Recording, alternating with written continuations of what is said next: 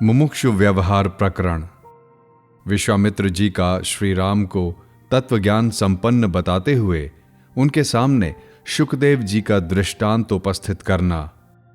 शुकदेव जी का तत्वज्ञान प्राप्त करके परमात्मा में लीन होना।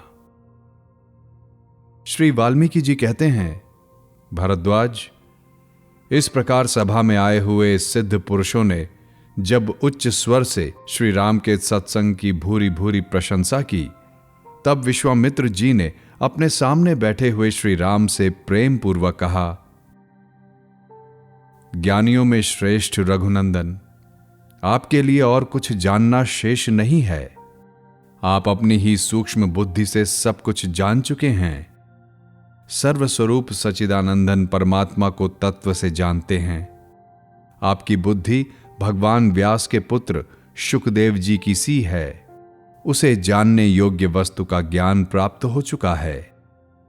श्री राम, मैं आपसे व्यासपुत्र शुकदेव जी का यह वृत्तांत कह रहा हूं, जो आपके अपने ही वृत्तांत के समान है।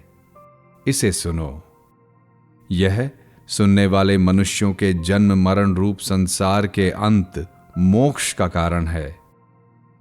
वे जो आपके पिता के बगल में अंजनगिरी के समान श्याम तथा सूर्य तुल्य तेजस्वी भगवान व्यास बैठे हैं, इनके शुकदेव नाम से प्रसिद्ध एक महाज्ञानी पुत्र हुआ, जिसका मुख चंद्रमा के समान सुंदर था।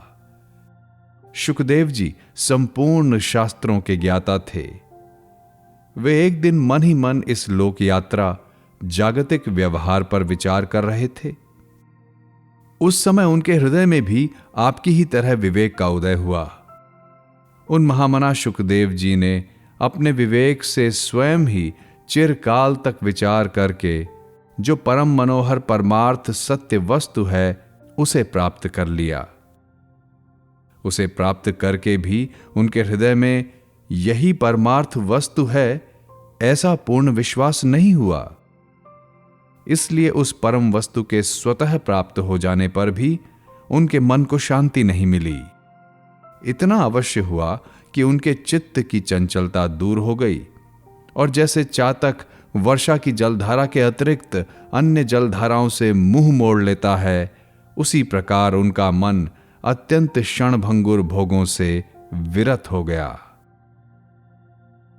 एक दिन निर्मल बुद्धि वाले शुकदेव जी ने मेरुगिरी पर्वत पर एकांत स्थान में बैठे हुए अपने पिता मुनिवर श्री कृष्ण द्वैपायन व्यास से भक्ति भाव के साथ पूछा, मुने, यह संसार रूपी आडंबर कैसे उत्पन्न हुआ? कैसे इसकी शांति या नाश होता है? यह कितना बड़ा है? किसका है? और कब तक रहेगा? पुत्र के इस प्रकार प्रश्न करने पर आत्मज्ञानी मुनिवर व्यास ने उन्हें जो कुछ बताने योग्य बात थी, वह सब यथावत एवं विशुद्ध रूप से बता दी। उनका उपदेश सुनने के अनंतर शुकदेव जी ने सोचा, ये तो मैं पहले से ही जान गया था। ऐसा विचार कर उन्होंने पिताजी के उस उपदेश वाक्य का अपनी शुभ बुद्धि के द्वारा अधिक आदर नहीं किया। भगवान व्यास भी अपने पुत्र के इस अभिप्राय को समझकर उससे बोले, बेटा, भूतल पर जनक नाम से प्रसिद्ध एक राजा हैं, जो जानने योग्य तत्व सच्चिदानंदन परमात्मा को यथार्थ रूप से जानते हैं। उनसे तुम्हें संपूर्ण तत्व ज्ञान प्राप्त हो जाएगा। पिता के ऐसा कहने पर शुकदेव जी सुमेरु पर्वत से उतरकर पृथ्वी पर आए और महाराज जनक के द्वारा पालित विदेहपुरी में जा पहुंचे। वहां छड़ीदार द्वारपालों ने महात्मा जनक को यह सूचना दी कि राजन, राजद्वार पर व्यास जी के पुत्र शुकदेव जी खड़े हैं।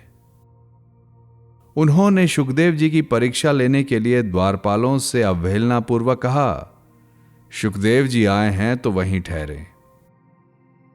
ऐसा कहकर राजा 7 दिनों तक चुपचाप बैठे रहे। उनकी कोई खोज खबर नहीं ली। तत्पश्चात राजा जनक ने शुकदेव जी को राजमहल के आंगन में बुलवाया। वहां आने पर भी शुकदेव जी पूरे 7 दिनों तक उसी प्रकार उपरत होकर बैठे रहे। इसके बाद जनक ने शुकदेव जी को अंतःपुर में ले आने की आज्ञा दी, किंतु वहां भी राजा ने 7 दिनों तक उन्हें दर्शन नहीं दिया। वे चंद्रमा के समान मुख वाले शुकदेव जी का अंतःपुर में यौवन के मद से उन्मत्त कमनीय कांति वाली सुंदरियों द्वारा भांति भांति के भोजनों तथा भोग सामग्रियों से लालन पालन कराते रहे। परंतु जैसे मंद गति से बहने वाली वायु दृढ़ मूल अविचल वृक्ष को नहीं उखाड़ सकती, उसी प्रकार वे भोग तथा अनादर एवं उपेक्षा जनित दुख भी व्यास पुत्र के मन को अपनी ओर खींच न सके, उसमें विकार पैदा न कर सके।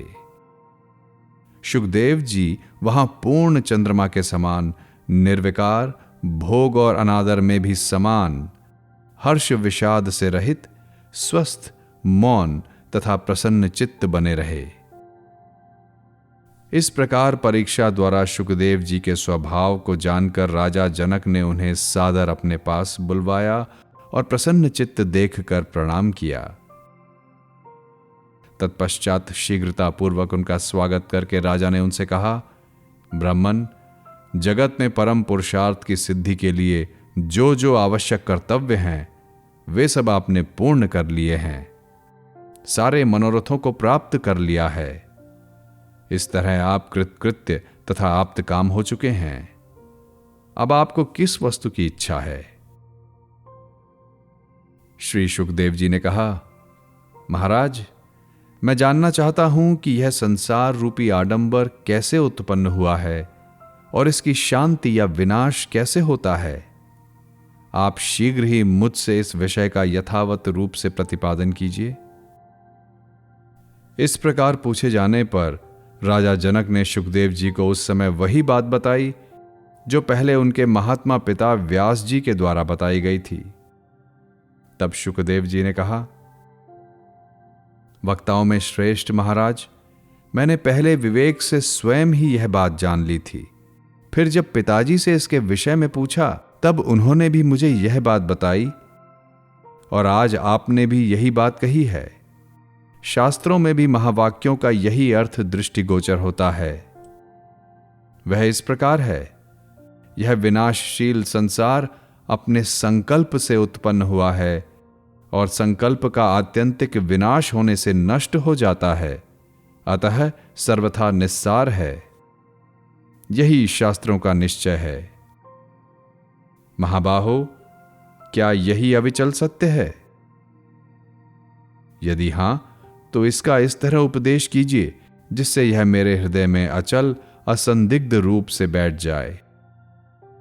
संसार के विषयों में भटकते हुए चित्त के द्वारा इधर उधर भटकाया जाता हुआ मैं आज आपसे शांति लाभ करना चाहता हूं। राजा जनक ने कहा, मुने, इस ब्रह्मांड में एक अखंड चिन्मय परम पुरुष परमात्मा के अतिरिक्त और कुछ भी नहीं है। आपने स्वयं विवेक के द्वारा इस तत्व को जाना है और फिर गुरु स्वरूप पिता के मुख से इसको सुना है। इससे बढ़कर दूसरा कोई निश्चय जानने योग्य तत्व नहीं है। मुनि कुमार, आप बालक होते हुए भी विषय भोगों के त्याग में शूरवीर होने के कारण महान वीर हैं। आपकी बुद्धि दीर्घ काल तक बने रहने वाले रोग रूपी भोगों से पूर्णतः विरक्त हो गई है। अब आप और क्या सुनना चाहते हैं? ब्राह्मण, जो प्राप्त करने योग्य वस्तु है उसे पूर्ण रूप से आपने पा लिया है। आपका चित्त पूर्ण काम हो गया है। आप दृश्य वस्तु, बाह्य विषय की ओर दृष्टिपात नहीं करते हैं, अतः मुक्त हैं। अभी और कुछ पाना या जानना शेष रह गया है, इस भ्रम को त्याग दीजिए। विश्वामित्र जी कहते हैं, श्री राम, महात्मा जनक के द्वारा इस प्रकार उपदेश पाकर शुकदेव जी अत्यंत शुद्ध परम वस्तु परमात्मा में चुपचाप स्थित हो गए। उनके शोक, भय और श्रम सभी नष्ट हो गए। वे सर्वथा निरीह एवं संशय रहित हो गए। तदंतर वे मेरुगिरी के प्रशस्त शिखर पर समाधि लगाने के लिए चले गए। वहां कई वर्षों तक निर्विकल्प समाधि में स्थित रहे और जैसे तेल समाप्त होने पर दीपक बुझ जाता है, उसी प्रकार वे प्रारब्ध क्षीण हो जाने पर परमात्मा में लीन हो गए।